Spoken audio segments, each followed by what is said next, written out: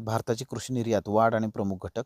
कृषी निर्यातीत लक्षणीय वाढ झालेली आहे. एप्रिल ते सप्टेंबर 2025 या कालावधीत भारताची कृषी निर्यात $25.9 अब्ज झालेली आहे, जी मागील वर्षाच्या तुलनेत 8.8% जास्त आहे.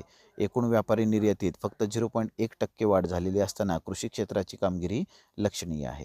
इथे आणखीन एक मुद्दा लक्षात ठेवणं गरजेचं आहे की परकीय व्यापाराच्या दृष्टिकोनातून विचार केला तर कृषी क्षेत्राची निर्यात जी आहे ती कायमच आयातीपेक्षा जास्त राहिलेली आहे आणि त्यामुळं व्यवहार तोलावरती एक सकारात्मक परिणाम आपल्याला कृषी क्षेत्राच्या आधारे बघायला मिळतो आणि तो परिणाम आणखीन वाढताना आपल्याला दिसत आहे. एकंदर हा जो मुद्दा आहे तो पुन्हा फूड प्रोसेसिंग इंडस्ट्रीज हा जो टॉपिक आहे आपला मेन्सच्या मॉड्यूलमधला, तर त्याच्याशी थोडासा संलग्न आहे. कारण ह्या दृष्टिकोनातून फूड प्रोसेसिंग इंडस्ट्रीजना आणखीन स्कोप आहे, ज्याच्या आधारे आपण आणखीन निर्यात जी आहे ती वाढवू शकतो, ज्याचा फायदा आपल्या अर्थव्यवस्थेला रोजगार निर्मितीच्या दृष्टिकोनातून पण होऊ शकतो.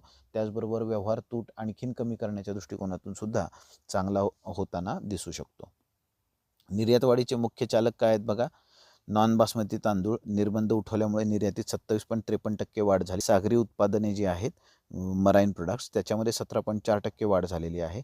यात प्रामुख्याने लक्षात घ्या अमेरिकेच्या निर्बंधांमुळे आपण काय केलेलं आहे तर इतर बाजारपेठा शोधलेल्या आहेत की ज्याच्यामुळं ही वाढ आपल्याला होताना दिसून येते. त्यामुळं ही वाढ फक्त संख्यात्मकच होती असं नाही आहे, तर ह्याच्यात गुणात्मक विशेष पण दिसून येतात. कारण ह्याच्यामध्ये डायव्हर्सिफिकेशन ऑफ मार्केट्स हा मुद्दा लागू झालेला आपल्याला बघायला मिळतो, म्हणजे बाजारपेठांचं विविधीकरण. त्यामुळं काय होतं की आपल्याला एकाच बाजारपेठेवर अवलंबून राहावं लागत नाही आणि आपली निर्यात जी आहे ती शाश्वत पद्धतीनं वाढत राहते. बफेलो मीट पण वाढत आहे. म्हैस मांस 21.9% वाढ आपल्याला बघायला मिळते. आंतरराष्ट्रीय व्यापार धोरणांचा आणि बाजारपेठील बदलांचा प्रभाव. अमेरिकेच्या जकातीचा परिणाम. अमेरिकेने कोळंबी आणि इतर वस्तूंवर 50% पर्यंत टॅरिफ लावले होते, तरीही भारतीय निर्यातदारांनी चीन आणि युरोपियन युनियनसारख्या नवीन बाजारपेठा शोधल्यामुळे एकूण निर्यातीत वाढ झाली आहे. त्यामध्ये चीनमध्ये 60% वाढ आपल्याला बघायला मिळालेली आहे.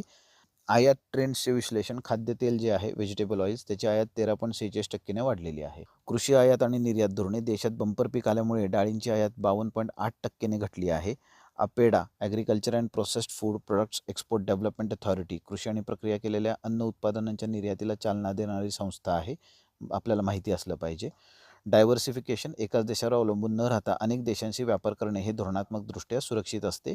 ही कन्सेप्टसुद्धा आपल्याला माहिती असणं गरजेचं आहे.